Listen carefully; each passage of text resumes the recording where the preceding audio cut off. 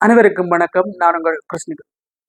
ஒரு நாள் ஒரு இளைஞன் தனக்கு இத்தனை வயதாகியும் வேலை கிடைக்கவில்லை என்ற ஒரு விரக்தியில் ஒரு கம்ப்யூட்டர் நிறுவனத்தில் வேலைக்கு செல்கிறான். அங்கு தரை துடைக்கும் வேலைக்கு ஆள் தேவைப்படுகிறது என்ற மாதிரியான ஒரு விளம்பரத்தை பார்த்து அங்கு செல்கிறான். அங்கே தரை துடைத்து காட்டும்படி கூற மிகவும் சிறப்பாக துடைத்து காட்டினான்.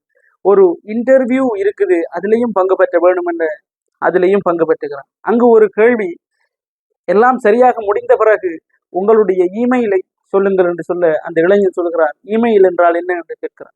அதற்கு அந்த அதிகாரிகள், இமெயில் என்றால் என்ன என்று தெரியாத உனக்கு இந்த கம்பெனியில் கம்ப்யூட்டர் நிறுவனத்தில் வேலை இல்லை என்று சொல்லி அனுப்பிவிட்டார்.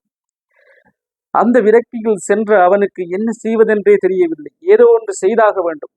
தன்னுடைய கையில் இருந்த பணத்தை பயன்படுத்தி சிறிது வெள்ளி நாணயத்தை வாங்கி அந்த வெள்ளி நாணயத்தை நகைகளாக மாற்றி அடுத்த தெருவில் விட்டார். கொஞ்சம் பணம் கிடைத்தது.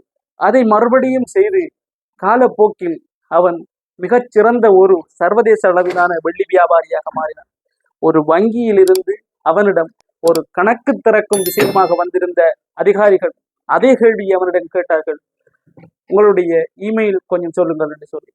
அவன் சொன்னார், இமெயில் எனக்கு இல்லை. உண்மையாகவா? இமெயில் இல்லாமலே நீங்கள் இப்படி இருக்கிறீர்கள் என்று சொன்னால், இமெயில் இன்டர்நெட் உங்களுக்கு தெரிந்திருந்தால் நீங்கள் எந்த அளவு சாதித்திருப்பீர்கள் என்று சொல்ல அவர் சிரித்துவிட்டு கூறினாராம், எனக்கு இமெயில் தெரிந்திருந்தால் நான் இந்த நிறுவனத்தில் தரை துடைக்கும் நபராக இருந்திருப்பேன் என்று சொன்னாராம். எனவே மோரல் ஆஃப் த ஸ்டோரி, உங்களுக்கு வாய்ப்புகள் தட்டுப்படும் பொழுது அதைவிட சிறந்த வாய்ப்பு ஒன்று உங்களுக்கு வரும் என்று நம்பி சென்று கொண்டே இருங்கள். ஏதோ ஒரு முயற்சி செய்து கொண்டே இருங்கள்.